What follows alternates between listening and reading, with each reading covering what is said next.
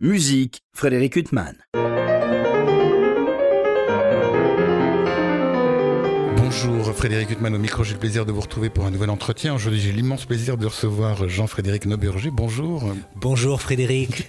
Alors je vous reçois notamment à l'occasion d'un concert avec une magnifique affiche et un programme incroyable, très attrayant, qui sera donné le 17 avril prochain au Bouffe du Nord. On va en parler. Vous êtes aux côtés de Lise Berthaud à l'alto et de Pierre Génisson à la clarinette. Alors Lise Berthaud, Jean-Frédéric, on sait que vous avez beaucoup joué avec elle. Pierre Génisson, vous avez joué avec lui Oui, alors moins qu'avec Lise, parce que c'est vrai qu'avec Lise, on joue depuis nos années d'études en réalité. Voilà, avec différents partenaires, je pense à François Salk, avec Sarah Nemtano, voilà. Et puis avec Pierre, on s'est rencontrés il y a 2 ans lors d'un concert avec Henri de Marquette, le violoncelliste que beaucoup d'entre vous connaissent. Et là maintenant, on fait ce très beau projet à 3 avec donc Pierre et Lise Berthaud. Alors ça fait la 2e fois dans cette saison qu'on a le bonheur de vous écouter, Jean-Frédéric, dans cet écrin magnifique qu'est les Bouffes du Nord. La dernière fois c'était avec Jean-François Esser, qui était un de vos maîtres. Voilà, qui a été mon professeur, qui est resté très important pour moi. Et effectivement, on a fait Mantra de Stockhausen, qui est une œuvre qu'on a enregistrée chez Mirare, et qui est une œuvre incroyable. C'est un vrai voyage, un vrai mantra, hein. Oui, alors c'est la première fois de ma vie que j'y assistais au concert. C'est très très impressionnant. Ça a l'air épouvantablement difficile. Hein, c'est une vraie aventure parce que au piano, il faut jouer aussi de la percussion. Hein, donc il y a des percussions qui sont installées sur les pianos, dans les cordes, et il faut avoir toutes les baguettes disponibles à droite et à gauche de la chaise pour y accéder, pour jouer en même temps qu'on joue du piano. Parfois une main sur les touches et une autre main dans le piano aux percussions. Et puis en même temps c'est une boucle cette œuvre, parce que le mantra c'est l'idée d'une boucle, donc ça commence comme ça se termine, et au milieu il se passe des choses. Et au milieu, ça voyage, et il y a beaucoup de contrastes et en même temps une grande unité dans la pièce. Alors le 17 avril prochain au Bouffe du Nord, dans le cadre de la Belle Saison, c'est un programme consacré à 5 compositeurs, dont vous, Jean-Frédéric, on va en parler. Piano, alto, clarinette, Schumann, Kurtág, Stockhausen, Jean-Frédéric Noburger et Mozart, rien que ça. On en parlait hors micro. Ce que je ne comprends pas, c'est que cette forme piano, alto, clarinette, qui est absolument merveilleuse, très mélancolique, en même temps... Oui, alors mélancolique et en même temps proche de la voix humaine. Oui. Parce que finalement, l'alto et la clarinette, ce sont 2 instruments du registre médium, et ce sont ceux qui, quand on fait leur analyse spectrale, se rapprochent le plus de l'intonation et du spectre de la voix humaine. Parce que la voix humaine est dans le registre médium, et déjà le violon est beaucoup plus aigu si on fait son analyse, et le violoncelle, quant à lui, bien sûr, descend plus grave. Donc ce sont vraiment les instruments du chant, en réalité, l'alto et la clarinette. Oui, mais alors ça s'ouvre par une œuvre de Schumann qui est absolument sublime, ces contes de fées. Je me disais, mais pourquoi il n'y a pas plus d'œuvres pour ce... Bon, il y a des œuvres de Max Bruch aussi qui sont très belles, mais pourquoi il n'y a pas plus d'œuvres pour cette formation Moi, j'ai bien failli écrire une pièce pour ce concert, et puis finalement, on a préféré mettre une pièce pour piano seul, Mal d'Aurore, et... En fait, oui, effectivement, c'est une formation très inspirante, et en même temps, comme vous dites, elle est un petit peu mélancolique, elle est un peu sombre, donc ça peut faire un peu peur d'écrire pour cette formation-là. C'est un peu comme les quintettes avec clarinette. Les quintettes pour clarinette et quatuor à cordes, ce sont des œuvres souvent très très belles, mais finalement, il n'y en a pas tant que ça. Oui, il y a Brahms, Mozart, Reger, oui. Quelques-uns, voilà. Oui, des œuvres douloureuses. Des œuvres souvent assez douloureuses. Et c'est vrai que dans ce Mozart, il y a un côté élégiaque dans le trio des quilles. Même si, comme toujours avec Mozart, c'est les 2 à la fois, hein. C'est Mozart et Schubert, c'est les rois de ça, c'est à la fois triste et gai, l'arc-en-ciel, hein. C'est toujours ça, Mozart et Schubert, c'est le mélange des sentiments. Et puis c'est vrai que quand on va vers Schumann, Kurtág, on va vers des pièces vraiment intimes, presque mystérieuses. Alors Jean-Frédéric, on parlait de Mantra de Stockhausen. Ce qui est incroyable dans votre parcours, moi je vois uniquement, par exemple, Paris, vous donnez des concerts avec des programmes tellement disparates. Vous avez joué à la Scène Musicale il y a peu, un programme concertant, notamment autour de... Il y avait Ravel et Nadia Boulanger. Oui, et là on vous retrouve dans un répertoire c'est qui de la n'a musique rien de à chambre, voir. oui, bien sûr, ça va être différent le 17 avril, mais les choses ne s'opposent pas, elles se complètent naturellement. Moi, quand je joue en concerto avec orchestre, je suis presque une autre personne que quand je suis au piano avec Lise et Pierre en train de faire de la musique de chambre. Mais alors, comment ça se construit, votre itinéraire? Parce que vous composez, vous enseignez, vous jouez la musique de chambre, vous jouez en récital, vous jouez en concerto. Comment ça se passe au fil des opportunités? Je ne parle pas de la composition, ça on va en parler, oui. Mais le reste, sont des propositions qui viennent à vous? Bien sûr, ce sont souvent des propositions qui viennent à moi, mais les gens, je pense, savent ce qui m'intéresse, ce que j'ai envie de jouer. Parce que j'en parle avec des organisateurs, des personnes du milieu de la musique classique. Donc, au final, très souvent, les propositions qu'on me fait sont des choses qui me parlent, qui m'intéressent. Et puis, quand ça me plaît pas, je le dis et puis je le fais pas. Il n'y a pas des gens qui vous secouent en disant, justement, vous jetant dans un univers dont, a priori, vous êtes éloigné Ça a pu arriver, et je suis d'ailleurs heureux quand ça arrive, si ça déclenche quelque chose chez moi qui m'apprend quelque chose, que tenter quelque chose. Ça a pu arriver, bien sûr. Mais bon, c'est pas toujours, heureusement, c'est pas toujours le cas, sinon je serais trop secoué. Ça pourrait être intéressant. En attendant, ce programme, il est incroyable, ce programme du 17 avril prochain. Alors, c'est le cadre de la belle saison. Cette belle saison, il y a des concerts au Bout du Nord, il y a aussi dans d'autres villes. Est-ce que là, vous allez jouer dans d'autres villes que Paris, Jean-Frédéric? Oui, on va faire un concert on fait un concert à Coulommiers. C'est un des lieux de la belle saison aussi. C'est le 30 mars. On fait un concert à Saint-Dizier le 15 avril. Et puis, il me semble que c'est tout là pour ce printemps. Mais alors, eux, Pierre Génisson et Lise Berthaud, bien sûr, ils viennent avec leur instrument, et vous, non. Comment ça se passe quand vous jouez dans des lieux... Bon, les Bouffes du Nord, vous y avez déjà joué, vous connaissez le... Oui, non, mais là, c'est des théâtres que je connais. À Coulommiers, à Arles, à Saint-Dizier, et puis le théâtre des Bouffes du Nord, c'est des théâtres que je connais, donc les pianos sont toujours très bien. Alors, donc vraiment, ça s'ouvre par cette œuvre de Schumann qui est absolument, j'allais dire féerique, c'est complètement absurde dans la mesure où ça s'appelle Conte de fées. C'est une œuvre que vous avez beaucoup jouée Un petit peu, pas énormément. Alors ce qui est intéressant avec cette œuvre, c'est que c'est la fin de la vie de Schumann. C'est l'opus 132, donc on va vers vraiment les derniers opus. Et il y a des surprises. Il y a des surprises sur le plan harmonique. Il y a des surprises sur le plan harmonique, il y a des surprises aussi sur le plan justement ces deux instruments, clarinette, alto, dans, si je me mémoire, la troisième de ces pièces. Il y a un moment qui fait vraiment penser au cycle de Lieder, l'amour et la vie d'une femme. Voilà, Frauenliebe und Leben. C'est vraiment ça, un côté où les sons se mélangent, comme dans une des pièces de ce cycle de Lieder de Schumann. Les sons se mélangent et puis finalement on entend une sorte de fusion comme ça dans le médium sur les mêmes notes de l'alto et de la clarinette dans le pianissimo, et ça dure comme ça toute la pièce. C'est un moment magique dans la pièce. Alors, depuis le début de cet entretien, ça fait la deuxième fois que vous faites allusion à la voix. Vous en avez parlé en parlant de l'alto et de la clarinette. Là vous parlez de l'amour et la vie d'une femme, qui est un des cycles les plus extraordinaires de Schumann, quoique tout soit extraordinaire. c'est bien aussi. Oui, non, mais je sais ce que j'allais dire, tout est extraordinaire dans les Lieder de Schumann.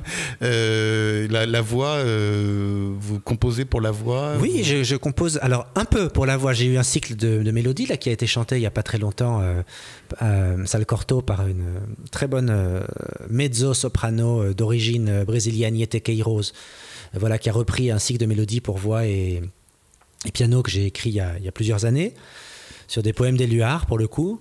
Et puis il y a aussi une pièce que j'avais écrite pour le Filard de Radio France et le chœur. Et le chœur de l'Orchestre Philharmonique de Radio France, qui était sur des poèmes d'Aimé Césaire cette fois-ci. Et donc les poèmes, c'est vous qui choisissez, parce qu'il y aura cette œuvre le 17 avril, Mal d'Aurore. Alors effectivement, qui est d'inspiration poétique aussi, puisque c'est Mal d'Aurore, c'est Isidore Ducasse, le comte de Lautréamont, comme il s'appelait lui-même. Alors il n'était pas comte du tout, mais voilà. Enfin, certains d'entre vous connaissent effectivement ces chants de Mal d'Aurore. Alors moi j'avais lu ces chants quand j'étais très très jeune, j'avais 24-25 ans. Et puis, du coup, j'ai voulu faire une pièce là-dessus, tout simplement, parce qu'il y a une sorte de violence rentrée comme ça dans ces chants qui est tout à fait belle. Et je me suis inspiré de cet univers pour faire une musique. Donc c'est une œuvre qui va être au milieu de ce concert. Ce sera la seule œuvre de piano solo. De piano solo. Pourquoi vous avez choisi justement au milieu de ce programme de jouer cette œuvre en solo? Il y avait une résonance par rapport au reste du programme? Il y a une résonance par rapport au reste du programme parce que c'est aussi le lien avec la poésie. On parlait de Schumann, c'est donc le lien avec la féerie.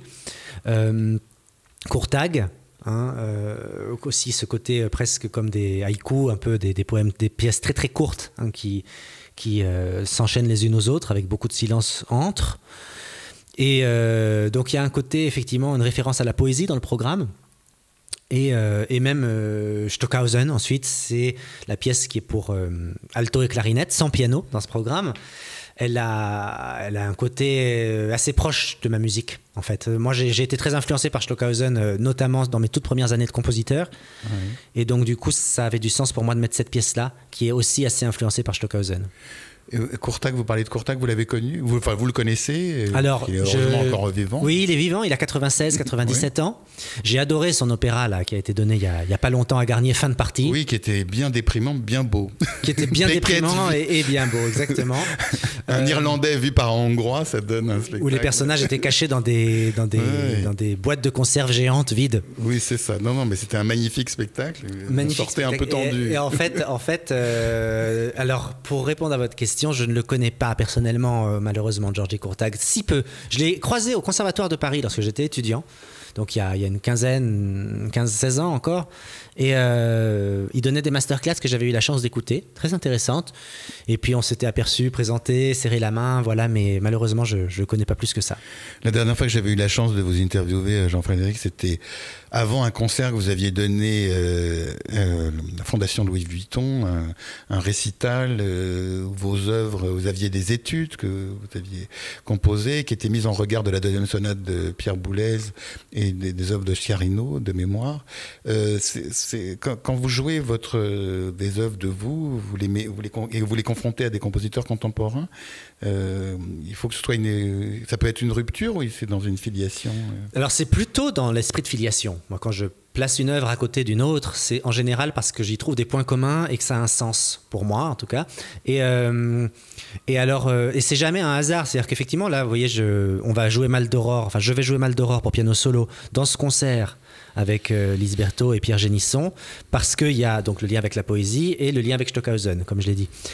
Et là, quand j'ai joué mes études pour piano seul à la Fondation Louis Vuitton avec la deuxième sonate de Boulez, c'est aussi pas un hasard, c'est parce que ces études-là sont plus proches de Boulez que de Stockhausen, par exemple. Donc, en général, j'aime bien quand il y a une unité comme ça, quand une création que je fais est jouée en compagnie d'une œuvre importante, comme ça, d'une œuvre majeure du répertoire, qui a des résonances communes complètement. Je cherche plutôt ça que l'opposition. Et par exemple, je me souviens aussi d'une œuvre que vous aviez donnée au Louvre avec Bertrand Chamaillou et deux percussionnistes. Symphonia pour deux pianos et percussions. Oui, qui veuillent bien m'excuser, les percussionnistes, et je ne cite pas leur nom. Il y avait Daniel Ciampolini et Emmanuel Kurt. Alors voilà, qui veuillent bien m'excuser. Donc là, c'était une filiation aussi avec Bartók, bien sûr. Oui, bien sûr, parce que Bartók, toute la musique récente est affiliée à Bartók. Toute la musique contemporaine, justement, qu'elle soit néoclassique ou pas, elle est affilié à Bartók. Ah, pour vous, c'est la figure du XXe siècle. Alors, je ne sais pas si c'est la figure, mais c'est une figure dont tout le monde a hérité quelque chose. Que ce soit le côté d'aller puiser dans le folklore, qui est complètement maintenant banalisé, qui est quelque chose de commun, que beaucoup de gens font, que ce soit le folklore musique du monde, le folklore traditionnel français, régional ou autre. Donc déjà ça, c'est vraiment Bartók qui a permis, je pense, que ça devienne quelque chose de courant. Et puis ensuite, au niveau même du côté de l'ultramodernisme, Boulez en parle bien quand il parle de justement ce côté dans la musique de chambre de Bartók, ce fait d'aller rompre rythmiquement avec les phrases, avec d'oser faire des structures aussi peut-être plus complexes même parfois que ce que Stravinsky a pu faire, parce que les structures de Stravinsky, comme chez Messiaen après, c'est beaucoup des collages, des juxtapositions. Chez Bartók, c'est plus imbriqué quelque part, notamment dans la musique de chambre. Je pense aux deux sonates pour violon et piano, et puis la sonate pour deux pianos et percussions, dont on parlait là dans ce programme-là, qui est une œuvre très pionnière parce que c'est la première œuvre pour piano et percussion. Un peu comme en son temps, Varèse était le pionnier quand il a fait Ionisation, qui est la première grande œuvre pour seulement ensemble de percussions. et qui est courte, mais qui est vraiment une œuvre du coup très importante du XXe siècle. Alors Jean-Frédéric Neuburger, le 17 avril, on l'a dit, vous jouez aux côtés des magnifiques musiciens que sont Lise Berthaud à l'alto et Pierre Génisson à la clarinette. Je me souviens d'avoir croisé cet été Lise Berthaud. Elle venait de jouer avec vous au Festival de la Côte-Saint-André, Festival Berlioz, dirigé par Bruno Messina. Alors je lui demande ce que vous avez joué. Elle me dit Harold en Italie de Berlioz, transcrit pour alto et piano. Alors tout de suite, moi je dis ah bon, la version de Franz Liszt? Elle me dit non. C'est Jean-Frédéric a transcrit à vue la partition orchestrale parce qu'il préférait jouer ça. Mais alors ça, c'est un truc qui m'a complètement ahuri. C'est-à-dire que vous arrivez. Non, en fait, c'est pas tellement que j'ai transcrit à vue, c'est parce que j'ai l'habitude d'accompagner des altistes dans cette œuvre depuis assez longtemps, et notamment quand j'étais au conservatoire, en classe d'accompagnement, on réduit à vue beaucoup de choses. Mais excusez-moi pour les auditeurs. Donc vous prenez une partition d'orchestre. Voilà, c'est une partition d'orchestre avec toutes les portées superposées, c'est-à-dire la ligne de flûte, hautbois, clarinette, cor, trombone, et puis derrière les cordes, violon, alto, violoncelle. Et on va essayer de jouer tout ça simultanément au piano. Mais vous préparez beaucoup avant? Comment ça se passe? Alors oui, je prépare beaucoup la première fois que je le fais. C'est-à-dire quand j'ai appris la partition d'Harold en Italie. Excusez-moi de parler cuisine, mais parce que moi ça m'impressionne tellement. Oui, mais en fait tout dépend si je connais bien l'œuvre ou non. C'est-à-dire que la première fois que je l'ai fait, bien sûr, ça m'a demandé beaucoup de travail parce que il fallait apprendre Harold en Italie de Berlioz. Et donc, mais j'étais étudiant au conservatoire et j'ai pris ce temps-là pour intégrer la partition et faire ma propre transcription, du coup, ma propre réduction d'orchestre au piano. Ensuite, maintenant, quand je le rejoue Harold en Italie, c'est plus vraiment du déchiffrage à vue. C'est un peu une exagération de dire ça parce que c'est quelque chose que je connais déjà bien et je sais comment je vais m'y prendre. En revanche, si je dois réduire à vue donc une nouvelle partition, une partition contemporaine par exemple, ou bien une partition symphonique que j'ai jamais travaillée, eh bien là ça va me demander évidemment beaucoup d'efforts et beaucoup de préparation. Mais alors il y a plein de solutions quand vous transcrivez. Voilà, et c'est ce qui est intéressant, c'est que au lieu d'avoir une transcription figée, si je puis dire, fixée par écrit, voilà, qu'elle soit de Liszt ou plus récente, voilà, ou d'un autre, eh ben ça va être, j'ai la liberté de choisir quelle voix je vais mettre en avant. C'est-à-dire, est-ce que je vais plutôt privilégier à cet instant-là les altos et les violoncelles au lieu des corps, ou l'inverse, etc. Et donc, ça permet cette liberté effectivement, de choisir qu'est-ce qu'on va privilégier en jouant cette partition. Mais Liszt, il l'a transcrite, cette œuvre Harold en Italie pour alto et orchestre, il l'a transcrite pour alto et piano. Et cette version vous satisfait pas? Enfin, il y a quelque chose qui vous... Ah non, c'est pas du tout ça. La version est très très bien, la version de Liszt. Et en revanche, c'est véritablement une transcription pour piano. C'est-à-dire qu'il recrée sur le piano, il y a des formules très pianistiques qu'il n'y avait pas forcément à l'orchestre. Et donc, il y a beaucoup de différences. Comme toujours, quand Liszt transcrit pour le piano, même les symphonies de Beethoven, par exemple, il a fait la transcription des 9 symphonies de Beethoven pour piano seul. Mais c'est toujours une réinterprétation par le piano. Il y a des formules pianistiques qui sont ajoutées par Liszt et qui sonnent très bien. C'est pas exactement la réduction de la partition de Beethoven. Jean-Frédéric Neuburger, dans ce concert du 17 avril, on a parlé de Schumann, on a parlé de Georgi Kurtág et de Stockhausen, on a parlé un peu de cette œuvre Maldoror, qui est une œuvre que vous avez composée en 2010. Donc là aussi, hors micro, je vous disais, mais est-ce que c'est une œuvre que vous avez remaniée ou non? Non, c'est une œuvre qui a pas bougé depuis 2010. Voilà, moi j'aime bien quand je termine une partition, passer à autre chose et passer sur un nouveau projet. Donc les partitions que je compose en ce moment sont nouvelles et non, bien sûr, rien à voir avec l'univers de cette pièce-là, qui est un univers plus ancien, mais en même temps, je m'y retrouve parfaitement. Je retrouve quand même ma patte personnelle et puis voilà, un style qui a un peu évolué depuis, mais qui est quand même bien le mien. Oui, mais c'est ça que je trouve assez intéressant. Enfin, c'est que, imagine, un autre pianiste que vous joue cette œuvre, il va la jouer telle qu'elle a été écrite en 2010, mais vous avez eu en 13 ans une évolution dans votre vie musicale, artistique, de composition. Donc vous jetez quand même aussi un regard rétrospectif sur cette œuvre. Et quand vous l'interprétez, vous n'avez pas envie de changer quoi que ce soit parce que vous avez quand même un regard différent d'un pianiste lambda qui jouerait cette œuvre. C'est une question très délicate parce que bien sûr, je ne dis pas qu'il fallait changer. Je n'ai pas voulu être indélicat justement en disant qu'il fallait changer l'œuvre, mais vous avez un regard. C'était pas indélicat, c'était délicat justement comme question. Mais en fait, oui, c'est toujours le problème, c'est qu'on ne peut pas s'empêcher de juger ces compositions passées, notamment quand elles prennent des années. On se dit, oh là là, on regarde une partition d'il y a 8 ans et on se dit, oh là là, ça va vraiment pas ce que je faisais il y a 8 ans, il faudrait tout reprendre ou bien rien laisser paraître de ce que je faisais il y a 8 ans. Mais ça, en fait, c'est une question sans fin, malheureusement, parce qu'on peut pas tout réviser de ce qu'on a fait par le passé. Et puis, il faut savoir accepter ce qu'on a laissé par le passé, fini, voilà, tel que c'était, comme un roman, comme une étape de sa vie aussi. Hein. Chaque œuvre correspond à des étapes de nos vies, donc voilà.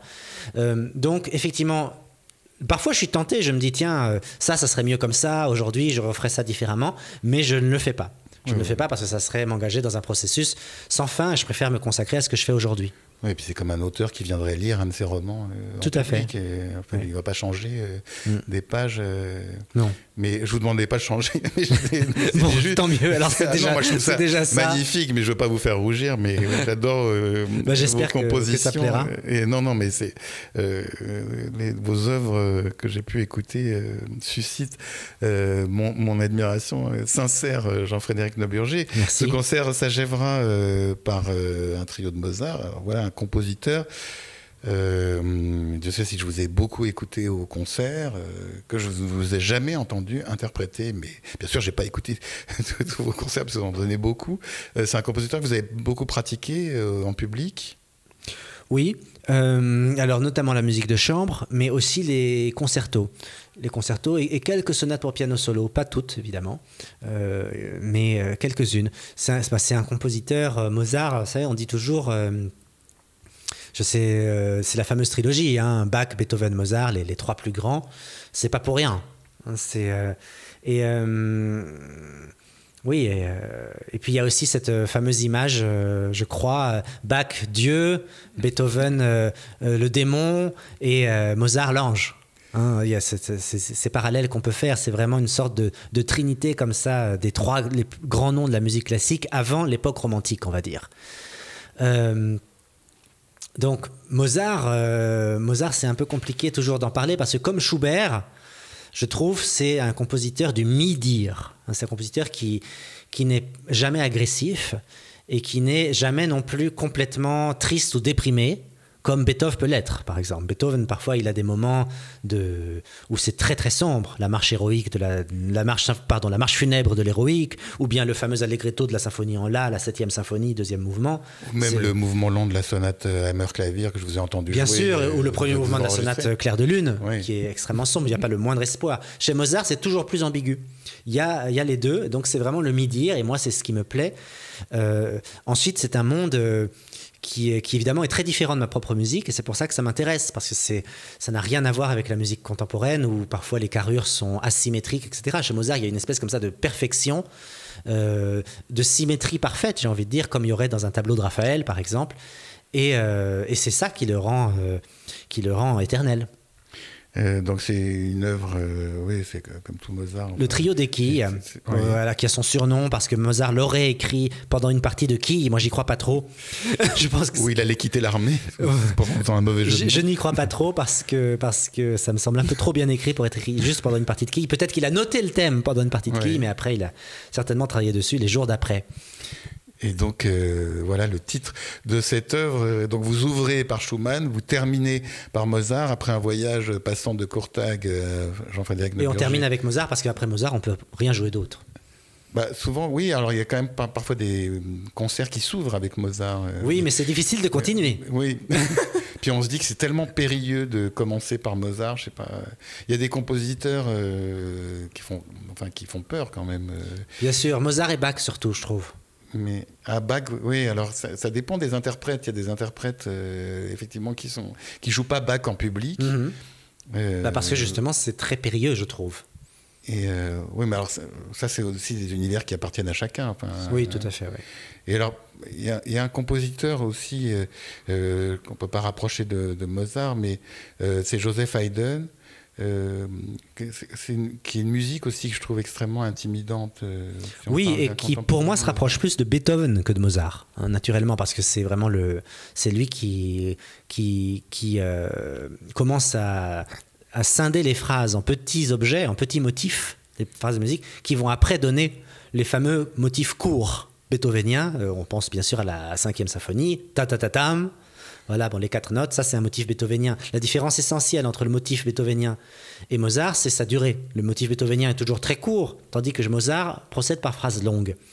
Et Haydn, il est un peu entre les deux, il se dirige vers Beethoven, et c'est pas pour rien, il a été le professeur de Beethoven qui lui a dédié ses premiers trios. Et on a déjà ce travail sur le motif qui n'est pas encore celui que va faire Beethoven, qui est vraiment très rigoureux et très comme ça théâtral, mais qui en tout cas qui commence et qui fait effectivement la différence essentielle pour moi entre Haydn et Mozart.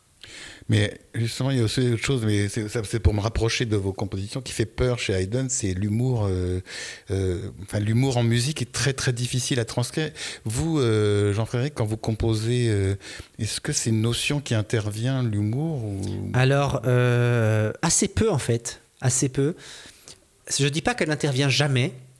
Il y a des pièces où je me suis inspiré comme ça de gestes qui ont pu être ceux de Haydn ou ceux de Courtag par exemple, qui sont humoristiques. Mais globalement, c'est vrai que c'est quand même un univers très expressif, l'univers de ma musique. Hein. Mal d'Aurore, c'est des poèmes, ça tire sa source de poèmes donc, qui sont quand même sombres, qui sont assez presque expressionnistes, on va dire. Et puis... d'autres pièces, Plein ciel, ou bien Mon concerto pour piano, par exemple, est une pièce qui avait été créée il y a quelques années par le Philharmonique de Radio France. Est une pièce assez planante, assez contemplative même, je dirais plutôt qu'humoristique. Ça fait quoi quand on est compositeur, enfin une question bateau, hein, tant pis, et qu'on entend ces œuvres interprétées par d'autres musiciens Ça fait plaisir si elles sont bien jouées.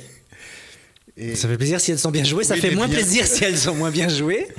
Mais bien jouées ou mal jouées, c'est pas parce que ça aussi, excusez-moi, c'est ma question, je vais peut-être m'égarer, mais est-ce que le compositeur est le mieux placé toujours pour savoir si l'interprétation elle va être la plus juste? Parce que non, mais peut-être que c'est une question où je m'égare totalement. Quand même, moi je pense que quand même on peut savoir si le message de ce qu'on a voulu dire est passé ou non. C'est-à-dire que si j'ai une pièce très dramatique comme par exemple Mal d'Aurore et que le pianiste joue tout le temps doucement, très gentiment et qu'il ne fait pas les contrastes, qu'il ne fait pas les fortés, les fortissimos, c'est évident qu'on va passer à côté de la pièce. Oui, mais là, vous prenez un cas extrême. Oui, mais ça peut arriver. Ça peut arriver. Ou bien dans le cadre d'un tempo, s'il y a un moment où on a voulu que ce soit complètement fou et que le chef d'orchestre dit non, on va être raisonnable, on va pas jouer trop vite parce que tel musicien dit que c'est trop vite, alors on va dire qu'on va baisser les tempos. Bon, et ben voilà, ça c'est des moments où il faut savoir se faire entendre et dire non, je veux que ce soit complètement fou. Et même si un musicien trouve que c'est trop vite, ben tant pis, même s'il est approximatif, à la limite, je préfère ça et que ce soit complètement fou et qu'on garde le tempo. Ouais. Voilà. Donc il y a quand même des choses où une pièce, elle a toujours une signification. Je pense il y a une signification, soit une pièce dramatique, soit une pièce contemplative, soit une pièce tendre. Moi, je crois beaucoup au caractère en musique, à la caractérisation. Quand je donne des cours au conservatoire... Oui, alors excusez-moi de vous interrompre, vous donnez des cours d'accompagnement. Voilà. Oui. Justement, la réduction dont on parlait à propos d'Harold en Italie. Et en fait, quand je donne des cours, je crois beaucoup à la définition par l'élève. Comme ça, je demande parfois aux élèves, quand je sens qu'ils ne sont pas suffisamment investis, attends, on va s'arrêter, dis-moi le caractère de ce que tu es en train de jouer. Ou le caractère de ce morceau, comment tu le définis avec 2 ou 3 adjectifs. Et c'est toujours très intéressant parce que il faut bien définir quelque chose à un moment donné. C'est sombre, voilà, ou bien c'est passionné, c'est désespéré, ou c'est nonchalant, ou c'est quiet, ou c'est... Enfin voilà, les adjectifs, il y en a beaucoup, la langue française, heureusement, on est très riche pour ça. Et c'est très important de définir les choses comme ça. Et quand j'écris du coup une œuvre... Alors bien sûr, ça vient tout seul, je ne me pose pas la question, en fait, est-ce que je suis en train d'écrire quelque chose de ceci ou cela, parce que le geste musical, il est souvent spontané.